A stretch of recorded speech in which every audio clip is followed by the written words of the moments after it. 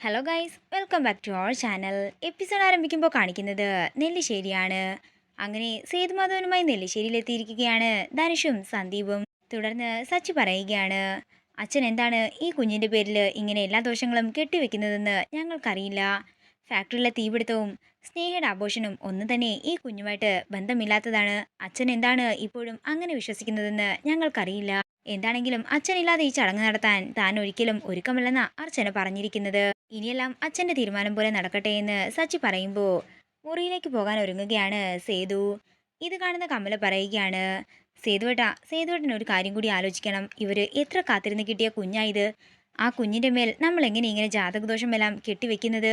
ഇത് കേൾക്കുന്ന അവന്തിക മനസ്സിൽ പറയുകയാണ്, ഇപ്പൊ ഞാൻ എന്തെങ്കിലും ചെയ്തില്ലെങ്കിൽ സെന്റിമെന്റ്സിന്റെ പേരിൽ ഇയാളെ ചടങ്ങ് നടത്താം എന്ന് തന്നെയായിരിക്കും പറയാൻ പോകുന്നത്. അത്രയും പറഞ്ഞുകൊണ്ട് അവന്തിക സേതുവിന്റെ അടുത്തേക്ക് ചെന്ന് പറയുകയാണ്, ഫാക്ടറിയിലെ തീ അണഞ്ഞെങ്കിലും ഞങ്ങളുടെ ഒന്നും മനസ്സിലെ തീക്കനൽ ഇതുവരെ അണഞ്ഞിട്ട് പോലുമില്ല. ഫാക്ടറിയിൽ വെച്ച് പത്രക്കാരോടും മാധ്യമങ്ങളോടും ഒക്കെ തന്നെ മറുപടി പറയേണ്ടി വന്നത് അച്ഛനാണ്. അച്ഛൻ അവിടേക്ക് എന്തോരം വിഷമിച്ചെന്ന് നിങ്ങൾക്കറിയാമോ? ഒന്നിനു പുറകെ ഒന്നായി ഓരോ ദുരവസ്ഥകൾ ഇങ്ങനെ വരുമ്പോൾ ആരാണെങ്കിലും ഒന്ന് നിന്നു പോകില്ലേ? തുടർന്ന് സേതു പറയുകയാണ്, നിങ്ങൾ ഈ ചടങ്ങ് നടത്തുന്നതിൽ എനിക്കൊരു കുഴപ്പവുമില്ല. എൻ്റെ മനസ്സമാധാനത്തിന് വേണ്ടി മാത്രമാണ് ഞാൻ ഈ വീട്ടിൽ നിന്നും ഇറങ്ങിപ്പോയത്. അല്ലാതെ നിങ്ങൾ ആരോടുമുള്ള ദേഷ്യം കൊണ്ടോ വിരോധം കൊണ്ടോ ഒന്നുമല്ല. ചടങ്ങ് നടക്കട്ടെ. പക്ഷേ ഇപ്പോഴത്തെ എൻ്റെ മാനസികാവസ്ഥയിൽ ഈ ചടങ്ങിന് നിൽക്കാനുള്ള മനോബലമൊന്നും എനിക്കിപ്പോൾ ഇല്ല. എല്ലാവരും എൻ്റെ അവസ്ഥയൊന്ന് മനസ്സിലാക്കണം. ഞാൻ ഇറങ്ങിപ്പോയതായിരുന്നല്ലോ എല്ലാവരുടെയും പ്രശ്നം. ഇപ്പൊ ഞാൻ തിരിച്ചു വന്നില്ലേ? ഇനി നിങ്ങൾ ഈ ചടങ്ങ് നടത്തിക്കോളൂ, പക്ഷേ എന്നെ നിർബന്ധിക്കരുത്. ഇതെന്റെ അപേക്ഷയാണെന്ന് പറഞ്ഞുകൊണ്ട് സേതു മുറിയിലേക്ക് പോകുമ്പോൾ ആകെ തകർന്നു നിൽക്കുകയാണ് സച്ചിയും അർച്ചനയും. തുടർന്ന് കമലെ കെട്ടിപ്പിടിച്ച് പൊട്ടിക്കരയുന്ന അർച്ചനയാണ് കാണിക്കുന്നത്. പിന്നീട് കാണിക്കുന്നത് നന്ദന്റെ അടുത്തേക്ക് സന്തോഷത്തോടെ ചെല്ലുന്ന അവന്തികയാണ്.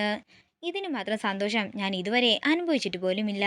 എടോ, താൻ അറിഞ്ഞോ, അർച്ചനയുടെ വളകാപ്പ് ചടങ്ങ് ഇനി എന്താണെങ്കിലും നടക്കില്ല.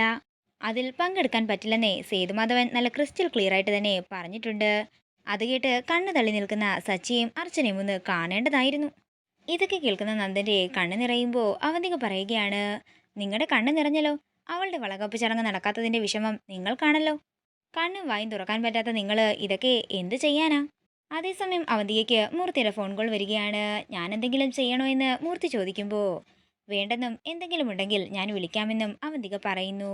ശരി, ഞാൻ എന്തിനും റെഡിയാണെന്ന് പറഞ്ഞ് മൂർത്തി കോൾ കട്ട് ചെയ്യുമ്പോൾ അവന്തിക മനസ്സിൽ പറയുകയാണ്, ഇനി ആകാശം ഇടിഞ്ഞു വീണാലും ആ കിളവൻ എന്താണെങ്കിലും വളകാപ്പ് ചടങ്ങിന് പങ്കെടുക്കാനേ പോകുന്നില്ല.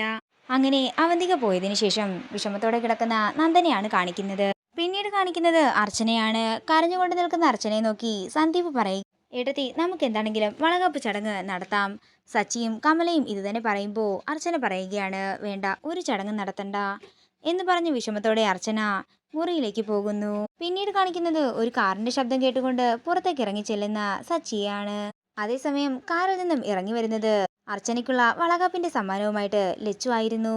ലച്ചുവിനെ കണ്ടപ്പോൾ തന്നെ പഴയ കാര്യങ്ങളെല്ലാം സച്ചിക്ക് ഓർമ്മ വരികയാണ്. തുടർന്ന് സച്ചി ലച്ചുവിനെയും കൊണ്ട് അകത്തേക്ക് പോകുന്നു. അല്ല, ചടങ്ങ് ഇതുവരെ ആരംഭിച്ചില്ലേ എന്ന് ലച്ചു ചോദിക്കുമ്പോൾ ചടങ്ങ് മാറ്റിവെച്ച കാര്യം ലക്ഷ്മി അറിഞ്ഞില്ലേ എന്ന് അവന്തിക ചോദിക്കുന്നു.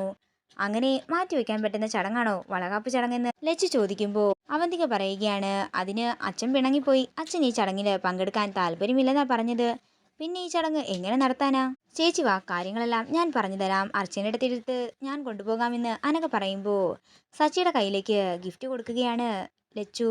അങ്ങനെ അനഘ ലച്ചുവിനെയും കൊണ്ട് അർച്ചനയുടെ അടുത്തേക്ക് പോകുമ്പോൾ അവന്തിക മനസ്സിൽ പറയുകയാണ്, ഇവളെ ആരെ ഈ ചടങ്ങിന് ക്ഷണിച്ചത്? മിക്കവാറും സച്ചി തന്നെ ആയിരിക്കും.